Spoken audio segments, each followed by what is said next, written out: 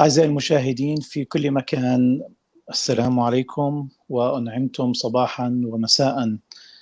نرحب بكم في الحلقة 24 من تاريخ الصراع العربي الإسرائيلي، تقدمة المركز العربي الأمريكي للثقافة والفنون. ويشرفني أن يساعدني ويقدم هذه الحلقة معي الدكتور سعادة السفير دكتور علي عجمي، وهو الآن خارج الأراضي الوطن الأم والوطن الثاني. ومعنا أيضا في الاستوديو السيدة روان، وسوف تقدم لنا شهادة حية عن تجربتها الشخصية مع تجربتها الشخصية في العمل الشبابي المسيحي في فلسطين المحتلة. السيدة روان تعرف عن نفسها بالشكل التالي. This actually episode we will be doing in English today, and we will have additional episodes in the future with Rawan in Arabic. But this topic of Christian youth in Palestine, resilience and threats, will be tackled in English today. Rawan says, since 2005, I have been actively engaged in Palestinian community development projects, gaining first-hand experience in both fieldwork and administrative roles. This practical engagement provided valuable insights into pressing community needs. By collaborating with NGOs, INGOs, and government sectors, I conducted thorough assessments of community requirements, shaping my strategic approach. Throughout my career, I have progressed through roles in administrative leadership, international lobbying, field coordination, and partnership development on national and international scales. A consistent thread in my work has been a human rights-centered approach, advocating for marginalized communities and empowering individuals to improve their circumstances. From 2006 onwards, I have dedicated myself to volunteering, focusing particularly on the Palestinian Christian Youth Movement within the Latin Patriarchate of Jerusalem. In March 2016, I undertook the role of General Secretary and Middle East Coordinator. My mission involved strengthening the skills and engagement of Christian youth and young adults across the nation. Key aspects of my responsibilities included bolstering national leadership teams, improving youth and children program, conducting ongoing evaluations at local and global levels, and delivering training sessions and representing regional youth at national and international forums. From roots of faith, Rawan has walked through the Christian youth movement in Palestine. First, as a person who has grown up in that area with all the struggles and challenges that come with that, to becoming an active community member, trying to empower other youth, she has witnessed what has taken place in the occupied land and continues to take place there. With me today to discuss her first-hand experience and eyewitness is Rawan. Rawan, you may give us a little introduction to your experience in Palestine. Thank you, Sim. As a Christian from Palestine, first I have to say something about the term Christian. Back in Palestine and in Arabic, when we say Christian, we mean all denominations. So it's like follower of Christ, and we don't mean a specific denomination. So it includes all traditional churches or Eastern churches, I must say. And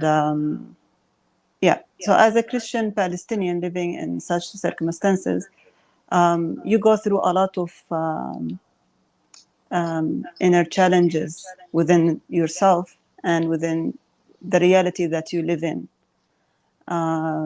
I grew up in several places, like in Jerusalem, of course, East Jerusalem. And my ancestors also go back to a small Christian village. And I was exposed to Christian reality since a young age in Palestine. But also I had a lot of involvement within the community itself, which is not a route that is taken by many Christians, unfortunately. but the awareness is increasing to be more and more involved in society. So I have a background psychology, my BA from America, and international development and master's. And in between also, I worked a lot with several NGOs that had a lot to do with working in youth and children for some reason. It's like a calling in my life. So I got involved in working with youth and children, even if in my professional life, and of course, community-wise. So Christian Muslims within the Palestinian society.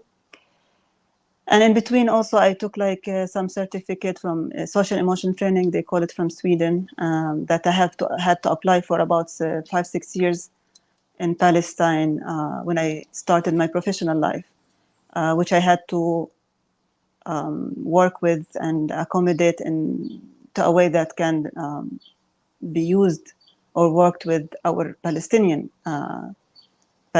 children that live a different reality than the Swedish child, for example. So this gave me a huge insight of my people. So when I grew up, of course, under a lot of, now we will get into it, regular life of a child. In Palestine, was born in Jerusalem, so I was raised as Palestinian child, and then youth. Then I grew up into being drawn to help and volunteer. And volunteer and help in the Palestinian society, it's a strong culture until today. And then with God's grace, I took on a higher level of commitment, and that brought with it a lot of responsibility, of course, and balance that I had to overtake in between my faith as a Christian, living in such a conflict. And I don't like to say minority. We don't use it. We don't like to use this word as Christians, because we believe that we started from there. So it's like we usually maybe use the term living stone. Mhm. So Before we go into your adult life experience, right. I wanted to know how was it as a child growing up in Jerusalem, a Christian child, being raised in Jerusalem. This is the land of your ancestors for centuries and centuries to go. It's the holiest land in Christianity. Mm. And you have the deep roots in that city. That this is there is no one more than you that can say this is my city. How was growing up and under the occupation in Palestine, seeing the Israeli occupation regulations and moves that always put more pressure on the inhabitants of the Jerusalem, especially East Jerusalem. Describe your childhood for us. I mean, I'm one of those people who had the privilege actually to experience life in the West Bank and in East Jerusalem. And growing up, I grew up as any Palestinian child within these circumstances, right? Before being a Christian. And then being a Christian is a different matter. So you grow up with a lot of influences here and there. I remember even giving us some courses at school that has to do with our reconciliation with the situation that we live in. Sometimes I do remember, as talking about my Christian faith in Jerusalem, one of my favorite memories. I used to go to the Holy Sepulchre, walk there, and it was like my playground. So as youngsters, we used to hide and seek there and spend a lot of hours inside this holy church. So we grew up with it as our home, our safe place. So you go inside there and you forget everything is around you. That's like your safe zone. And when I had trips to the West Bank also, where we also had, as I mentioned, I encountered things in my childhood where I had to be called out from Israeli Jeep military to get out inside the house when they had closures. Or I remember once I was told to get inside the house because they had a closure, and we were not allowed to get out of the house. And then I went from the back door of the house, and I was very young, like very, very young. And I insisted that I want to play with the mud, and I'm gonna go out and play with the mud. And this Israeli jeep goes around and sees me again, and they like talk to me in the speakers, get inside the house, blah, blah, blah. So I get inside, and I'm like mad and like responding to them, but I just get inside the house eventually. But like I have such memories. But I also remember how we were exposed a lot to a Christian, with our Christian identity, not only as a Palestinian. It's not only political or physical harm. It was also the spiritual identity that is hijacked, or there was trial for it to be hijacked in a way. So you go through a lot of internal struggle.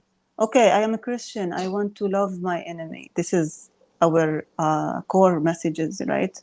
In Christianity, I want to be peaceful, and reconciliation is a strong part of the faith, right? But you're like, as child and youth growing up, you always get exposed with a lot of challenges in that term also. So you try to find your way.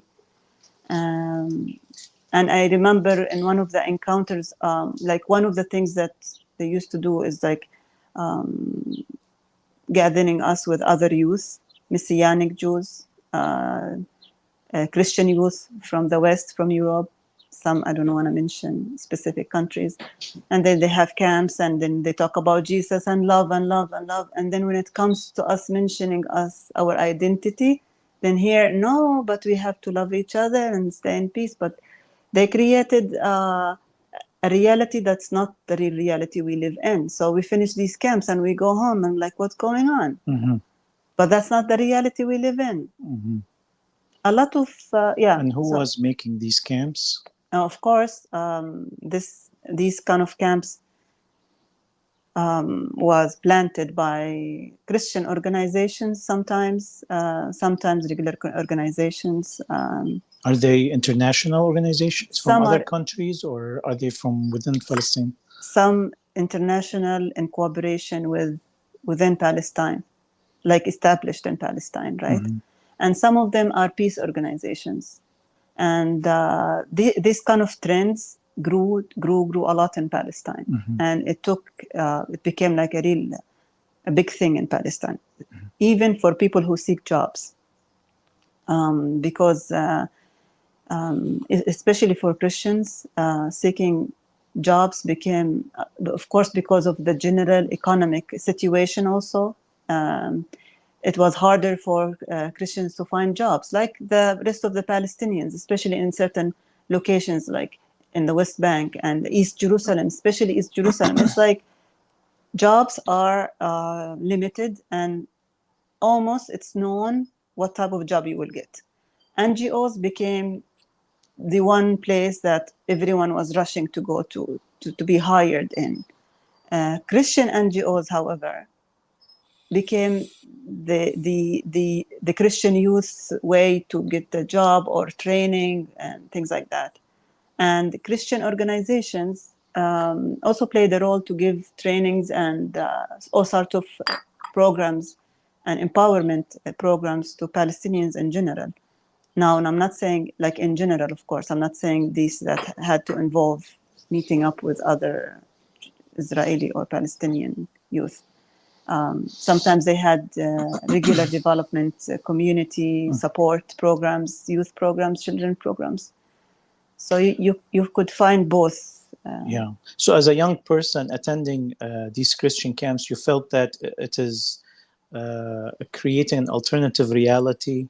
No. It is diminishing the suffering of the. It's not the Christian. It's not Christian camps. No, these were something by some Christian organizations or peace building organizations that they try to get people together to talk and to create bridges, right? Some had a questionable agenda. So it wasn't like always comfortable to be in such atmosphere. However, you're young, you're trying to navigate where there is activities. Okay, we go to an activity. This is how it started with the youth. And how did you feel that it is not responding to reality? Would they, for example, not allow you to speak about your suffering? Or in a way, you create a zone, like I say a camp, but not Christian camp again. These are different story. You create this different reality for youngsters, right? You take them away from their own even country. Sometimes we go to a different country, right? Abroad, right? Sometimes within, but you have this 4 or 5 days with them, or 4 days with them. And then you give them all these activities, very nice activities, not only. And then at some point you have to talk about your faith, okay? And then you talk about the reconciliation. But when it's expressed, in a way, you are expected to accept what is on the ground, right?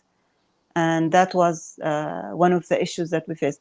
I remember having a huge anxiety. Sometimes me and another friend, I remember we were so overwhelmed because even expressing ourselves became overwhelming. Like, but this is me. This is what do you say? How do you say that? The theology that they played with, Christian theology, was changing here. So at some point, I remember going out, and the leader came up, one of the Christian Arabic leaders, right, Palestinian, and we were in tears. We couldn't handle the pressure. It was a lot of pressure. We didn't know what was going on at that point. And but no matter how you try to find your way away from these politics and stuff, you find yourself in the middle of it, because everything is influenced by the current conflict and the politics. So organizations, NGOs, and even some Christian NGOs. Now, some Christian NGOs held on the Palestinian identity. And because there was a stream of such movement that is going on, people who funded that were not like, maybe let's say they had the more Zionist Christian agenda, okay? And Zionist Christian also, they're proud of what they are, and because this is what they believe in, right? So they come with this full energy to fund. And then another stream of Palestinian organization that came up from the ground that supported the Palestinian theology.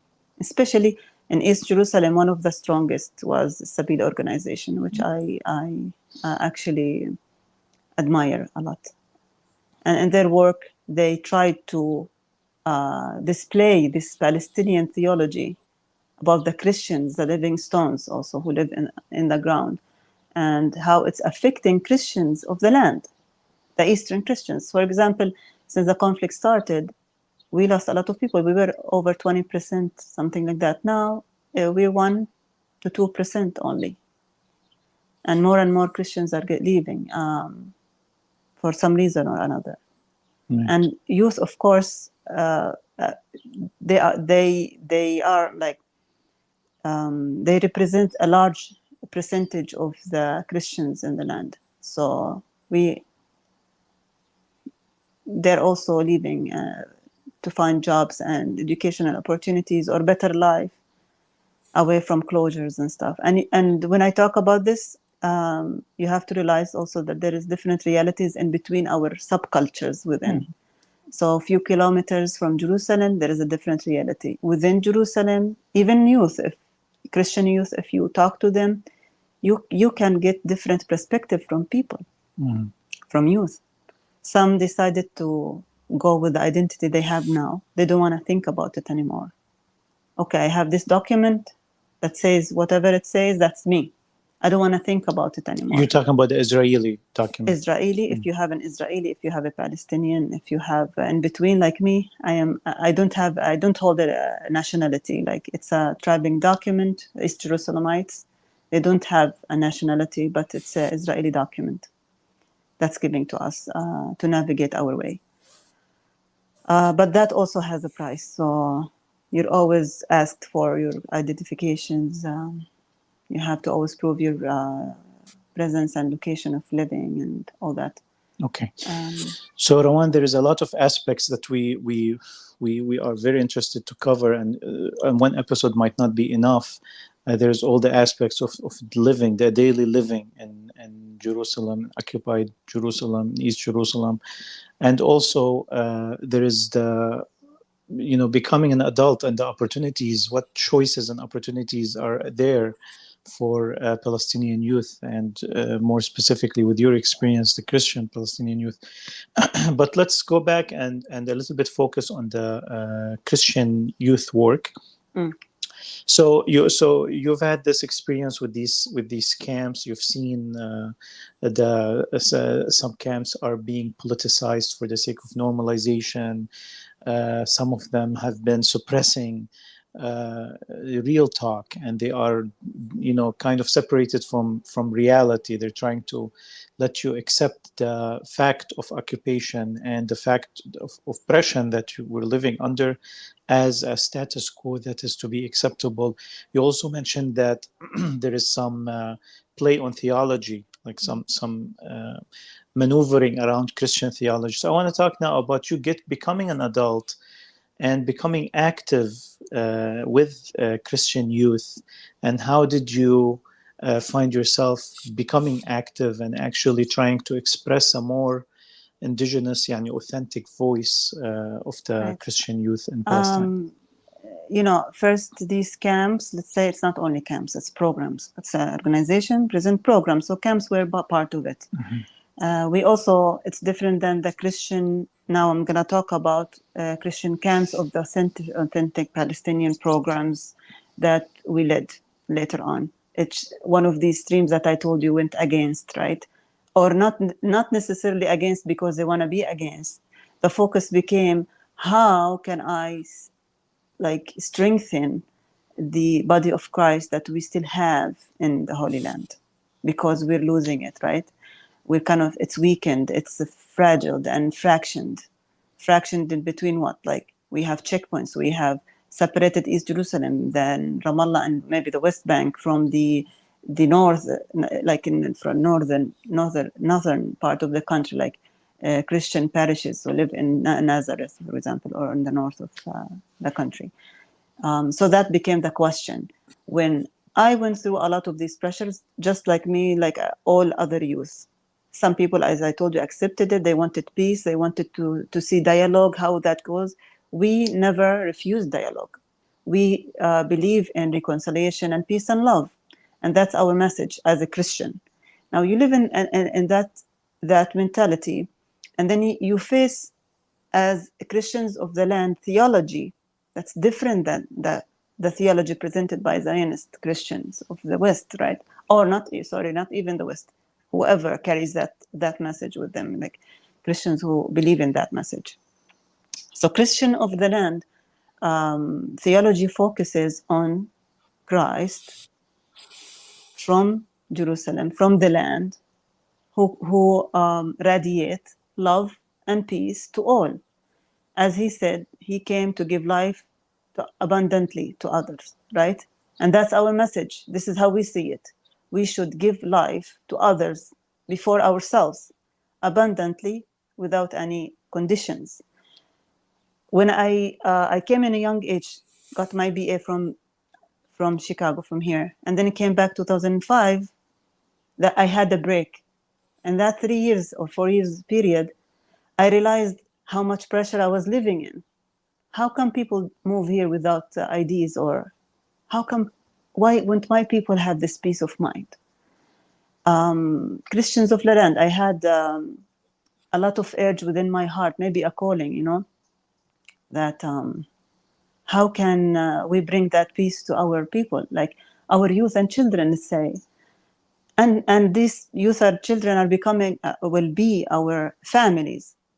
So as soon as I went back home, I discovered like they had more organized youth ministry work than before, because The youth ministry that I served in, it's under the Latin Patriarchate umbrella, but it served not only the Catholic children, all Christian children were welcomed, right? Because we're little in numbers, and so everyone was welcomed. In the Patriarch Michel Sabah brought it to the country as an idea, and then it was forming, and it formed a little bit, but it wasn't formed in structure because on full structure. There was some kind of structure because of the conflict, closures, intifada, the first intifada, second intifada. There was no way for us to even conduct these. When I came back 2005, the structure was there. It was like this peace period, so people started to get together. But still, I saw that there is a lot of gaps. A need to volunteer, a need to lead. I went to several meetings. Meetings were okay. Parish priests will be present, leaders will be present, and youth will be present. Usually, they have them in groups, like children, and then secondary, then young adults. Then this is how it goes. Then workers alone, young workers. So I just took the initiative. I started to work with the Christian organization that later I did not go with their terms of after 6 years of working with them. So, but working with them exposed me more to the youth ministry, and I became involved, and I started to volunteer on my own time to conduct these meetings weekly for the youth and children in a parish. From there, it just, because there was a need, my involvement got more and more serious, and it was all volunteer. And at some point, of course, I finished working with this organization. I went with human rights, and human rights also exposed me. The thing is, my exposure with human rights and the previous one with all these neglected societies also, and youth, Palestinian, Christian, Muslim, also gave me an enlightenment to see on the ground what's going on with people, right? And then human rights took me that to international level also. So I became one of those who saw the ground and still involved in the ground. And now I'm involved internationally, and I'm seeing the contradictions, right? But at the same time, there is a need within my Christian society. I took a break for 1 year or so for inner conflicts also, conflicts are everywhere. And suddenly I became God's will that I was offered the General Secretary position. And as a first woman lead for this position, that's not transitional. There was one who took it transitional, few months, but then didn't continue. So I took the lead, and it was a huge challenge. But then the structure needed work. And of course, with in alignment with the church, the patriarch, the general chaplain. At that time, it was Father Bashar Fawadle. And from there, we created this team to create a new structure. Now, this new structure, with my work with the youth ministry now, I felt so responsible that all my free time later, after human rights work, was with the ministry. So I did this structure that focused on how I can, not only me, of course, it has a history from the church and other people who worked hard for that also. And it builds up. The idea was, how can we maintain our youth to stay in Palestine? How we can strengthen the Christian youth? How we can strengthen their capabilities and empowerment enough to be part of the society? And how can we partner with the government, like Palestinian government sector and the NGOs, to mingle them in the workforce, in economics, in politics of the country? All that was important to us, not only the spiritual part, and of course the spiritual part later, how we can strengthen that theology. You are a Palestinian Christian, and you can be that without being involved or dragged to other ideologies that is far from who you are. Not forgetting that also the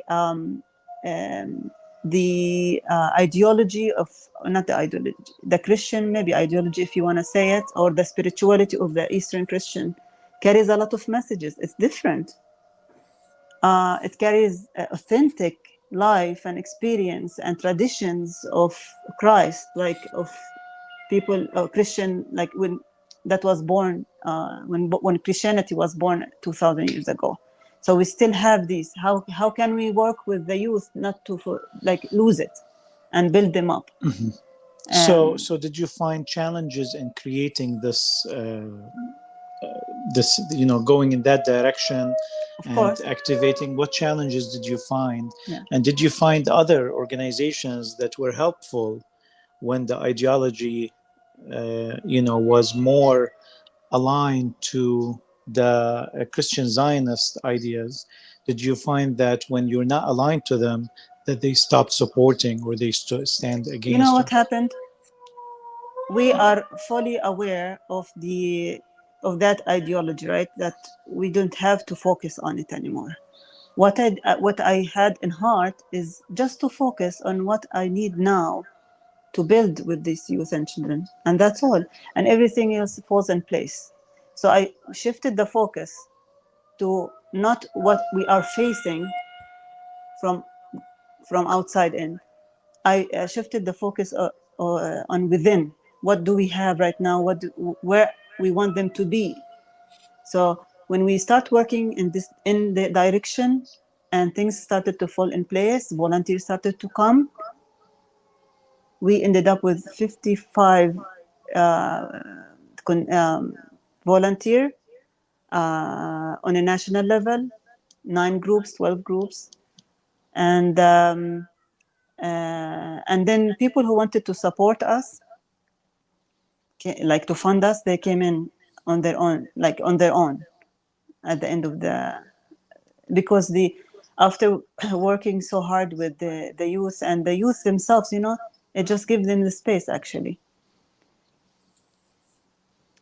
Christians fall, unfortunately, let's say, into a cocoon mood, with all these struggles and with getting less in numbers, even within the society, the Palestinian society. Because it's all, survival, right, mechanism. Even Palestinians did that, even Christians did that. So you felt that they were closing up, right? And they reached a point where, come on, we're doing everything on our own. We have our own Christian organizations. We are most of health system, educational system, because Christians were good in that. So it's our, they go only to Christian education systems. They became more into a closing circle. The challenge was how can I do that and open up to the society? Okay, we share different faiths, but at the same time, there was a responsibility over our shoulder to create awareness of who we are to our own society also. So we started to work on that. Making partnership, how I can express myself freely as a Christian. How can I be involved? And there was a lot of actually support, let's say, from some ministries, Palestinian ministries when needed. So they supported us, and they wanted that cause because they were also they were interested in the Christian youth involvement. So that was one of the main issues, and I did face some challenges with that, Mm-hmm. and the leaders with me at the beginning, because they got used to a certain maybe path, and it just opened new horizon. But it wasn't only opening up to Palestinian Muslim society, it's also opening up to other Christian parishes. You talk about Christian parishes in the West Bank stopped communicating with the Christian parishes within Jerusalem and then and the north, and they started to build up these ideas. Oh, but they are, they live in a more westernized now way of living. We're not no, they have closed mentality, the other ones. I'm like, no. So one of the things we worked on is getting them back together, and it worked well. and youth got to know each other. Even Did you find resistance against doing that from the Israeli authorities? the Israeli authorities in that point, the resistance we found as a regular Palestinian, which means when we wanted to do an activity inside Israel, Jerusalem, whatever in the north, we needed permits. We needed permits for the bus and for each person in the bus, and that was a challenge. Usually, sometimes we would cancel activities or invite the other ones to come in because it's easier. So that kind of checkpoint and restrictions. So just the normal affected. restrictions and That the goes, apartheid system yeah. that you're used to. But did you see any additional obstacles, specifically because your efforts are trying to unite Palestinian Christians? Well, maybe not directly to me. I've never faced it directly, no.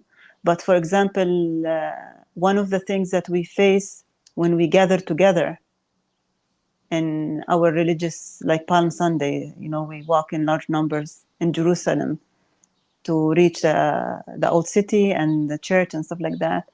And I remember one time, the Christian youth were attacked by special forces. And because maybe some of the youth presented a Palestinian flag at the beginning, although we took it out and we continued. Some of the Christian hymns, which is important, it goes back to many, many years ago. And it's like Arabic, chanted. And it talks about the land. And it's a Christian hymns, Yes. So we got into trouble sometimes, but then it was all controlled and, of course, informed to the higher hierarchy of the church to deal with. And I'm fully aware that the hierarchy of the church also needs to be political in their way of dealing with things, right? With all parties, right? So even Eastern Christian hymns in Arabic had some problematic,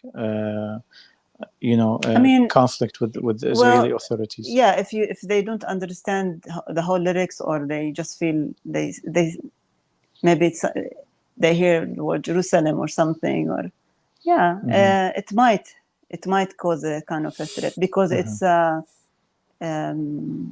generational heritage. You can say, yeah.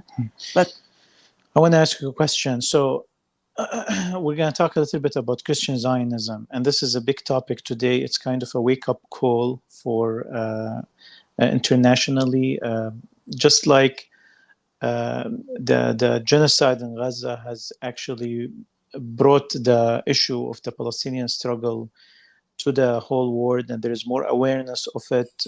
More Jews are aware of Zionism, and more Jews are anti-Zionism than ever before. Also, it's bringing awareness to Christian Zionism, what used to be called in the past evangelical Zionism, and today is Christian Zionism, very politicized version of Christianity that maybe has more power behind Zionism than even Jewish Zionism itself.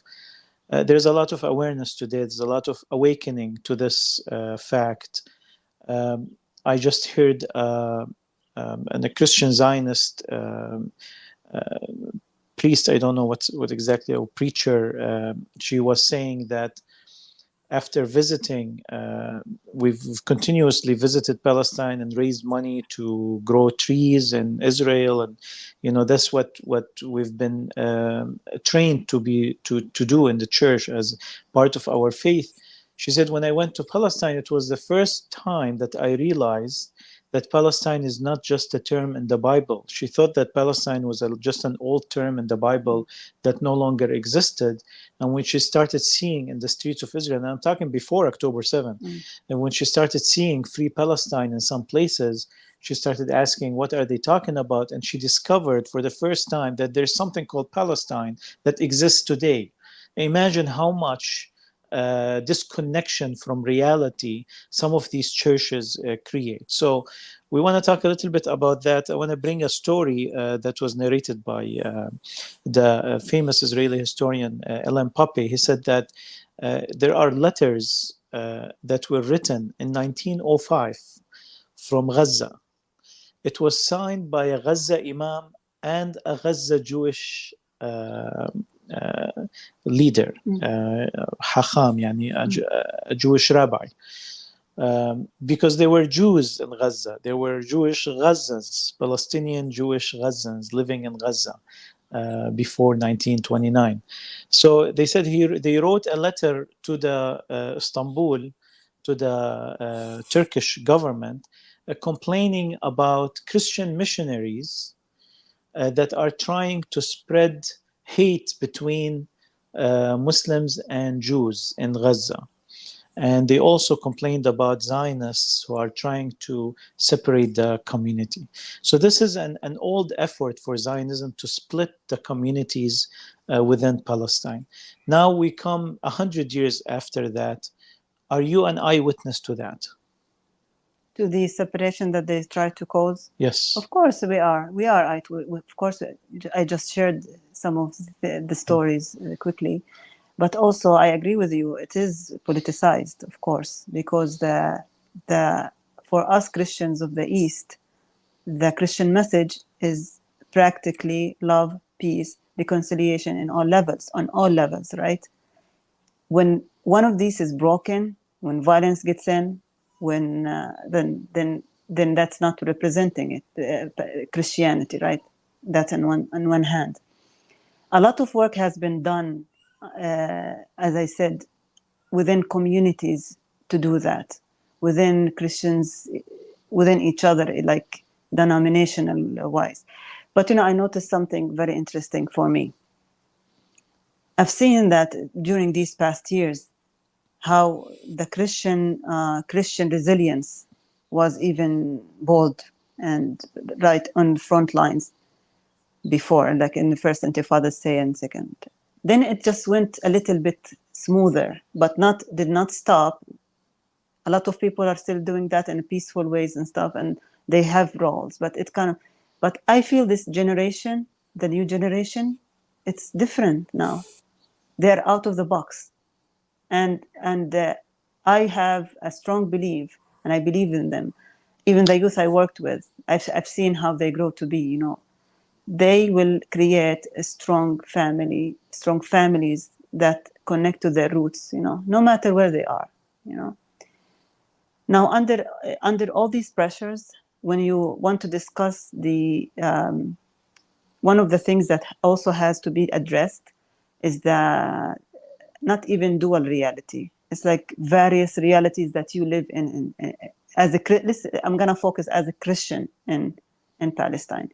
You ask me how was my youth days and my Christian perspective when I was in East Jerusalem or in Palestine in total.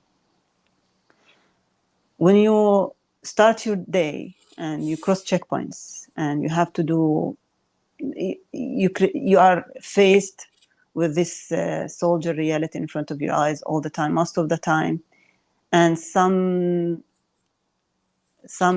regulations that are not easy for you to use, if like in governmental terms, let's say, if you wanted some documents or something, like I have different documents, right? So I have to go with that. But at the same time, you go to work and you have to work with them, right? As a Christian, you have to go out and work with the Muslims and work with the Israelis, right? And in that term, as Israelis, you have to deal with people with dignity, no matter what. They're in front of you. Now they're co-workers. In the morning, they were a soldier in the checkpoint. So these dual realities or multi-reality that you live in creates like a very weird reality to express. Who are you to me? Are you my enemy? Are you my friend, my co-worker? And you can become all of that. And we're okay with it. So it's that kind of coping that you cannot find in other conflicts in the world. It's so different, so different. even within their communities, there is people who are really now working for breaking the silence, talking, trying to maintain social relation. There is people like that from the Israelis, right side, but it's all contradicting. Uh, When it comes to planting Christian Zionism, now also that term is not, it's wrong. I feel nowadays to express it in that sense, because Zionism is not only Christian. It's spread. It's anyone who believes in that theology is a Zionist, and they are proud of it, whether they were Jewish, Christian, or Muslim, or whatever religion they are, or ethnicity they are in. So you can find different realities within that. But as a Christian, you have to keep all these things in mind. Okay, even within your society, if you did not create awareness of your own existence and who you are strongly, you're okay. Everything is good. We don't have persecution from the Muslim as some people try to display. No, we don't have. We have good relation. Our elders from old days, they always had this maintained. The elders, you know how the rule of the elders. So they had good relations, right? They always balance things if conflicts arises very quickly to maintain peace and reconciliation between each other. I think the problem is the lack of awareness sometimes in some areas, because the Christian, mainly Christians, the higher percentage of Christians, I think they are centered more around East Jerusalem, Bethlehem, Ramallah area, more than the northern Palestinian cities, and in the north, like then it goes. But so people who live in majority of Christians, they know them more, so there's no problem. But if you talk about Christian presence in that sense, um, um, so it also faces that kind of reality. So all this thoughts and exhaustion of like, how can I maintain my cool? It's like a stream of water. Like the Christians are like this. Sometimes I think about it that way. A stream of water, calmly in between all these things that are happening. And as a theology that it holds, and to keep holding it, and to be strong enough to say the word of truth, like Jesus did. He was the first revolutionist, right? He was a revolutionist, but he did it in his own term. He gave his life for life. Are we courageous enough to give our life for life in peaceful ways, not expecting anything in return, and just be living stone? That's a responsibility that we need the courage to keep living, There is maybe I can point maybe to different, or there is a question or something. Yeah, because we are almost getting to an hour of our interview, I'd like to open it up to questions and comments. So, Dr. Ali, if you would like to start with commenting.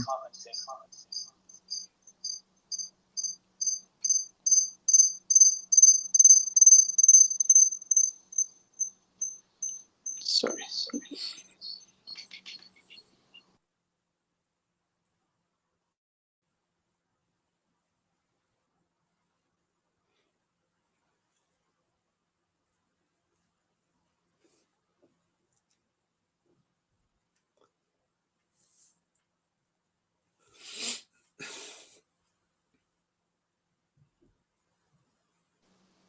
Dr. Ali, if you'd like to comment, please. Yeah, whenever you're ready. I'm ready. Go ahead. Okay. Rawan, in fact, I have a couple of questions. I don't have any comment. First, we know very well that the threats against Palestinians, Christian or Muslims, I don't differentiate, are enormous.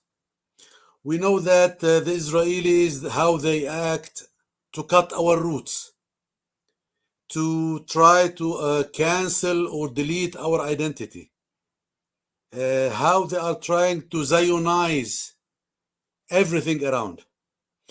As an eyewitness, you were living down there in Jerusalem. how much do you think that the Israelis were successful in this battle to cut our identity? And on the other hand, how much you think that the resilience of the Palestinians were really successful in both ways? I think it goes both in whole Palestine, right? As Christian as a Muslim. As I said, now they actually were successful for some time and at some level to create some sense of, some people accepted that reality, you know. Some youth wanted that to live in peace and just forget about everything else because they cannot handle this pressure anymore, right? But when it came to real discussions and when we're faced with real encounters that tackle our identity, out of nowhere, our identity comes back to life, you know? So I think the Palestinian resilience has never died, you know. It took different forms. It accommodated with different, according to what at that stage, what conflict they are facing. But it never died, you know, and it's stronger than ever nowadays. Even with these youth who say, I want to live in peace, and they had nothing to do with any activities, right? For example, as Christian Palestinian, whenever we have this, within our religious celebrations, you know, we have our tradition, we go in large numbers in the streets and we do our thing. If we were faced with any trial to cut that down, we go crazy, you know? No, we want to, we represent ourselves strongly, and thus any Palestinian.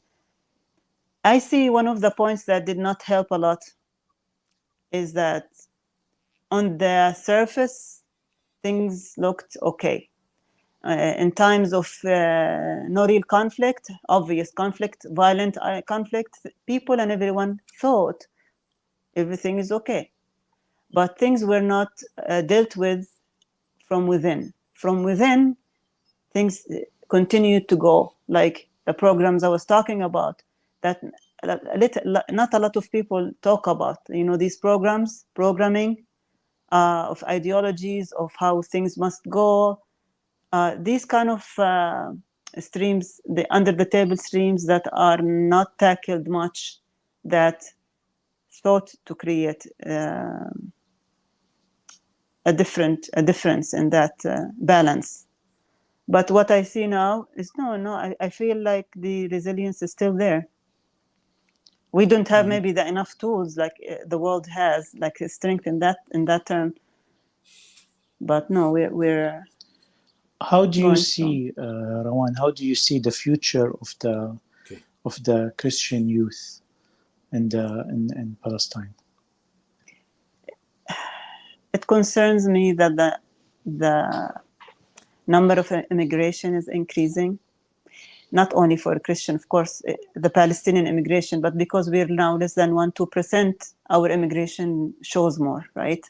So I fear that more and more families are withdrawing or, leaving the country, and a lot of work still has to be done for that.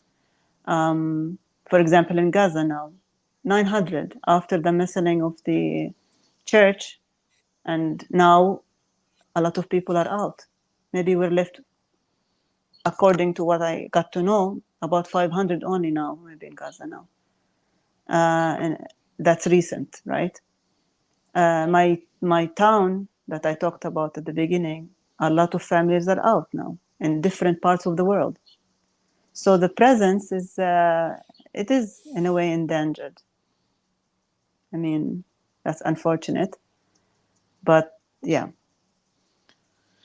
Okay, given the current situation that's happening in Gaza, were you in the region during the beginning of the war? I was in Palestine. Yeah. Tell us about your experience, also your eyewitness on on that and the atmosphere that was surrounding it? You know, we're used to this sudden rising conflicts, okay?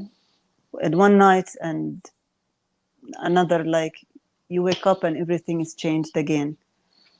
But this time was different. Like it hit us deep. It cut us deep. You know, it wakened up a lot of things. You know, because it actually reflected how unstable the situation is and living there is. You know, of course, it brought a lot of emotions. Most of it, like, you know, you sit there and there's nothing, you're not able to do anything really to just maintain these lives, you know. And I'm talking about lives now, you know, about human life, you know, how precious it must be and how cheap it is becoming, you know.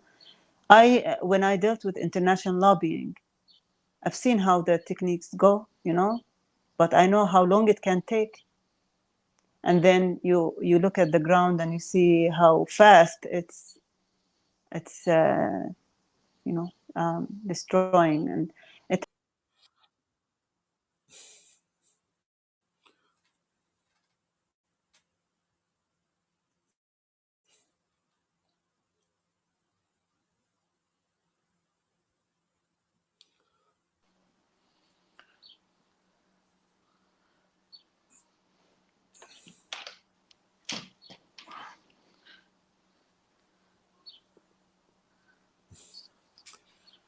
Okay, Okay.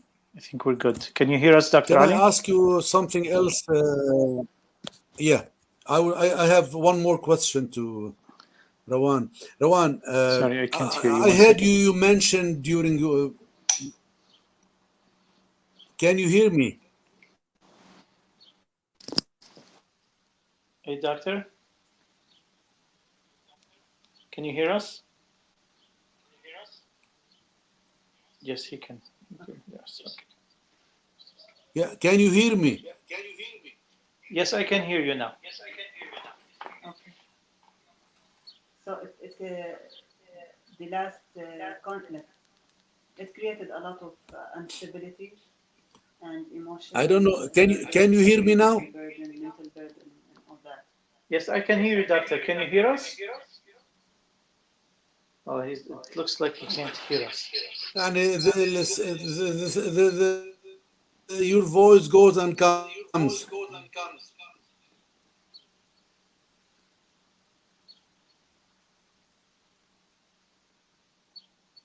Test, test.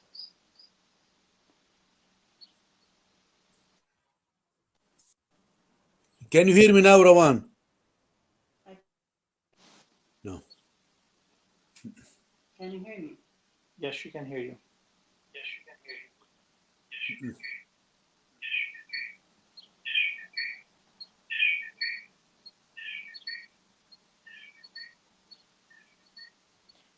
All right. Uh, let's put. Let's end the episode with a final message because we're losing the sound, Rawan. So maybe we'll have other episodes to talk about, um, your further experience in Palestine, and also with working with the youth in Palestine, and also your personal experience as a living person with all the complexities of being an East Jerusalem person. All the red lines that you have to cross, and the cross points, and the procedures that makes it difficult to live there, and you're always being pushed to leave, just with the regulations of everyday life. So perhaps we'll have another episode to talk about that. But uh, if we can leave with one, just a final thought about Christian youth in Palestine, their resilience, and the threats. I want a little message for the Christian youth in Palestine who are watching us today. And also, I want a message from you to the Christian youth that are in America, that sometimes are being fed the idea of Israel in a not a real way? I can say something. First of all, for my Christian youth in Palestine, I trust in them, and I wish they always would find the strength to face whatever they're facing now, strengthening their faith and staying to be remaining to be the living stone, because we need that. And I trust their judgment and their choices. For youth in America, just open up, to open up to hear us Christians from the Eastern Christians, let's say, because there is lots of stories that needs to be told as faith-wise. So if you listen to your faith and your heart, you'll find that Christ is living within us, and we have to reflect it in our daily life, and that means love, and supporting only peace and love without hurting any human being is our message. And to be revolutionist in Jesus' way, to look how he acted, um, and carry his footsteps on. All right, thank you very much. Thank you, Rawan. And Dr. Ali, do you have any more thing to say? No, I just had a couple of questions to Rawan. Next time, whenever we have another episode, I can ask her. Yes, and we'll make sure that there's no technical difficulties in the next episode. Thanks for everyone who watched this episode. We will continue in the history of Arab-Israeli conflict with more episodes to come. So stay with us, and thank you for you being with us today.